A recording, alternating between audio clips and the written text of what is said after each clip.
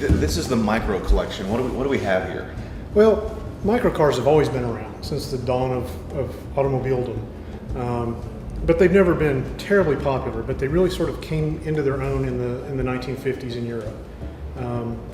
Somewhat like what's going on now, where everybody's becoming very protective of their borders. They don't want to spend a lot of government cash on raw materials and importing rubber and steel and fuel and all that. So a lot of governments sort of incentivize the public by asking the auto manufacturers to build small cars that were very frugal, didn't take a lot of raw materials, didn't take a lot of energy to produce. Many of them started from bicycle manufacturers, like the Moshe here. Charles Moshe started off, he invented the recumbent bicycle and became very, very popular. It won several very large races in Europe. And then they outlawed the bike because nobody else could understand how it worked or why it worked. And then he went into automobile manufacture.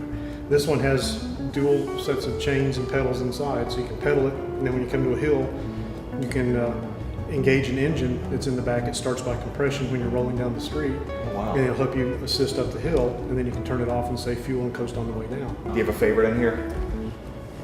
It's really hard to say. The Peel is most people's favorite. It's the smallest street legal car ever produced and sold in volume. I mean, they only made 50, but that's a production. They were built on the Isle of Man, which is a small island in the Irish Sea. And since it's such a small island, they didn't really have a need for cars per se.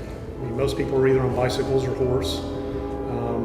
Motorcycles, the Isle of Man, the time trials there are world famous. But if you could only go as far as 27 miles from your home ever, you didn't need a Corvette. Yeah. You just needed something to keep you out of the weather and give you the ability to carry a little bit of groceries or whatever with you. Great little car.